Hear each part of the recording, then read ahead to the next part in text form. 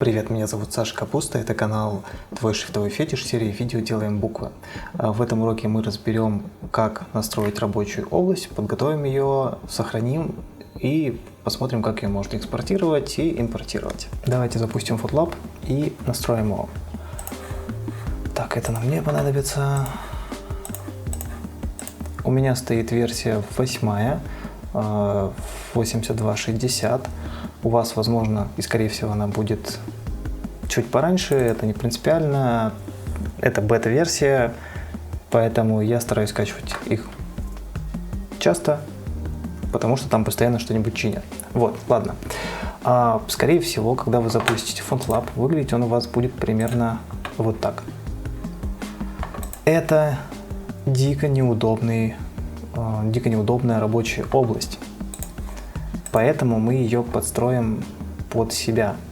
Причем подстроим максимально на будущее, чтобы нам было удобнее, чтобы нам просто ничего не переделать. Поэтому что нам нужно сделать? В первую очередь давайте попробуем сделать свою рабочую область.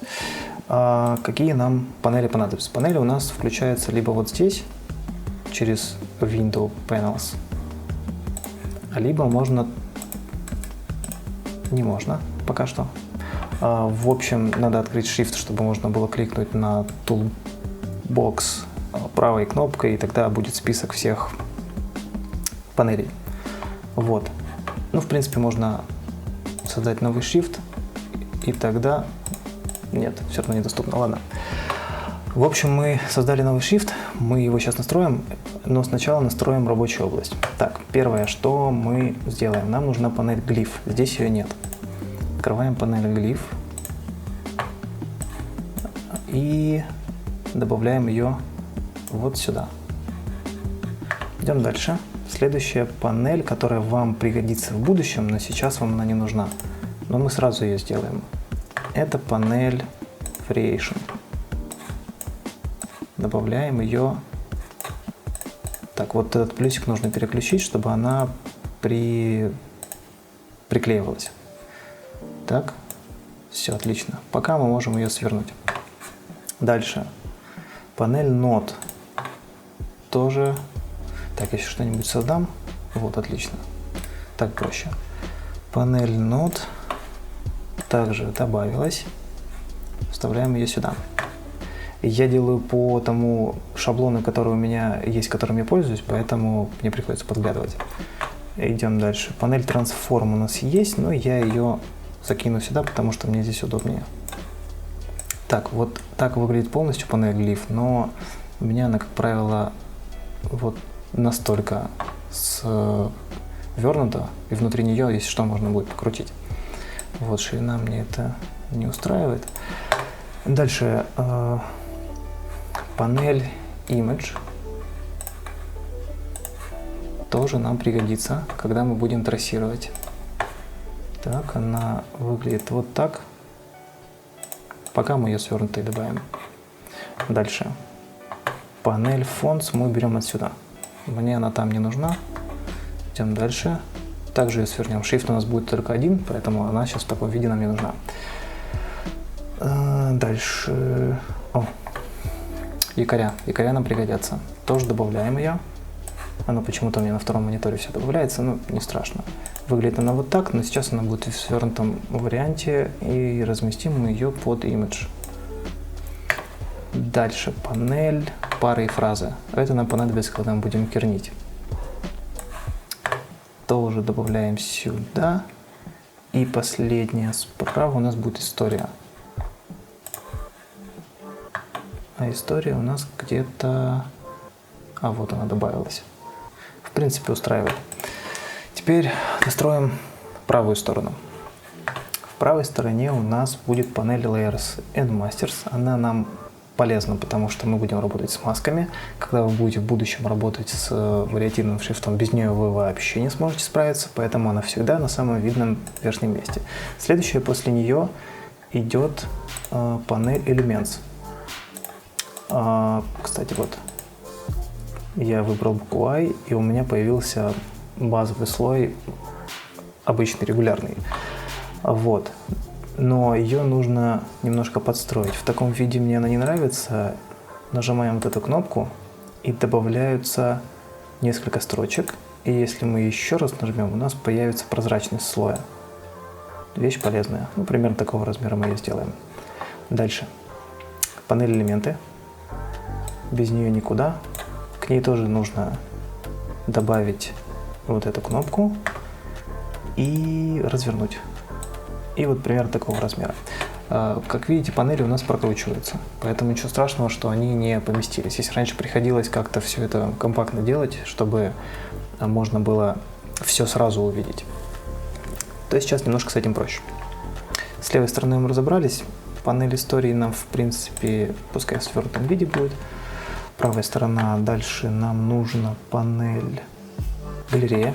Галерея нам очень нужна, она нам пригодится для работы с элемент-референсами. В принципе, ее тоже можно свернуть. Пока что. Дальше панель Brush, мы ее не будем использовать в этом уроке, но в целом удобно ее иметь под рукой. Куда она добавилась? А вот она. Я ее добавляю справа, потому что там у меня все кисти. И следом за ней Stroke.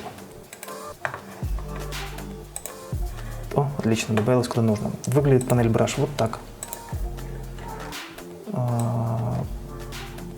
Вот так, если ее немножко растянуть, оп, мы видим, что у нас появились образцы. Не очень здесь это удобно, но что поделать. Вот в ней можно форму менять, размеры, вот эти вот все штуки делать, как в иллюстраторе. Удобная штука, но мы не будем ее использовать. Сворачиваю. Stroke тоже. Здесь можно настраивать особенности самого строка, окончания его и так далее. Это для каллиграфии. Здесь нам это не понадобится, поэтому просто сворачиваем. Дальше.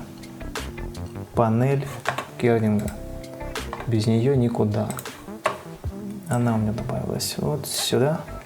Вот так она выглядит. Пока там ничего нету, потому что букв у нас нету. Все. Не все. Теперь нам нужно видеть, что мы рисуем.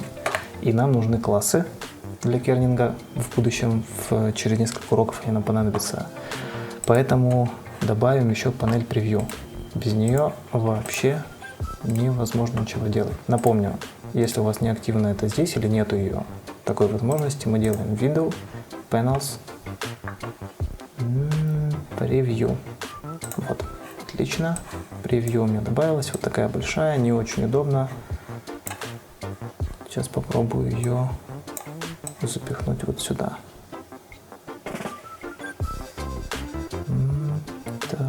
Так. Что-то у меня не срабатывает. Это не то, на что я рассчитывал.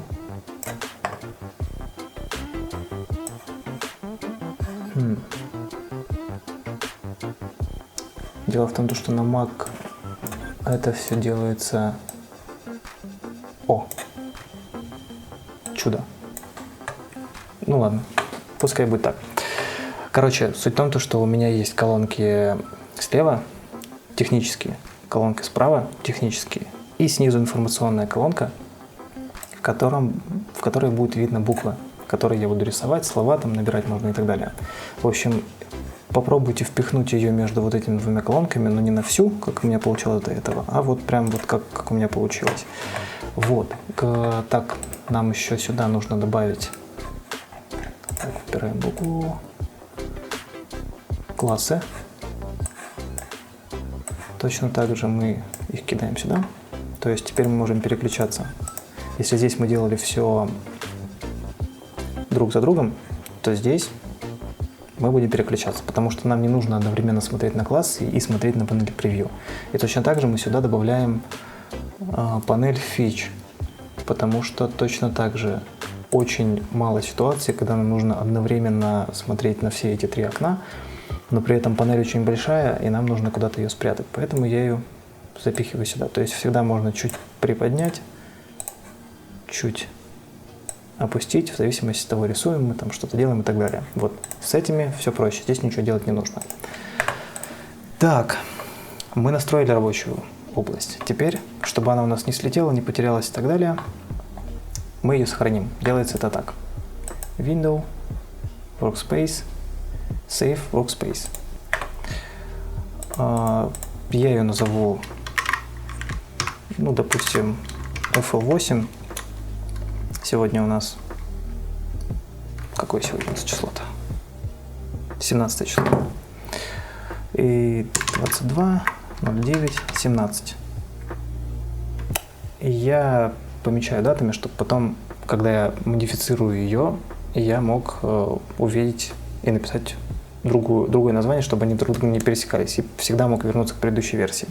В общем, я набрал название FL8, 17 сентября и жму ОК.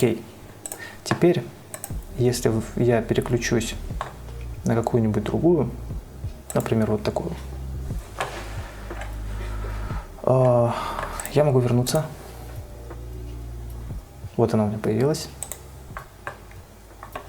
И вот, собственно, все. Единственное, не знаю по какой причине, когда восстанавливаешь именно конкретно эту рабочую область, с другими такой проблемы не было. Вот эта панель, она открепляется. И что нужно сделать? Сейчас мы ее заново загрузим. Вот она вот здесь. Мы раскрываем, ну, на весь экран разворачиваем, и она становится на место. Вот, и я ее сейчас пересохраню, потому что она у меня сохранилась с классами. Я хочу, чтобы у меня по умолчанию всегда превью открывалось. Поэтому Workspace, Save, копирую название предыдущей и напишу, например, А. Все, это новая версия. И теперь, если я вдруг захочу перекинуть эту рабочую область к кому-нибудь другому или на другой компьютер, то я могу сделать Manage Workspace, выбрать рабочую область, нажать либо открыть, либо сохранить. Это обычный файл, FL Workspace называется. Его можно экспортировать и импортировать в FontLab. Ну, делать этого мы не будем, разберем это потом в будущих уроках. И если вам что-то из этого непонятно, из того, что я показал, можете заходить в чат и на канал «Твой шрифтовой фетиш». Здесь я различные новости показываю. Задавайте вопросы, вам ответят, подскажут. Никаких проблем. Есть группа ВКонтакте, тоже заглядывайте туда. И чат делаем. Не делаем буквы, а твой шрифтовой фетиш, в котором в будущем я буду выкладывать различные материалы, шрифты, которые буду делать, и уроки, ну и прочие всякие другие штуки. Увидимся в следующем видео.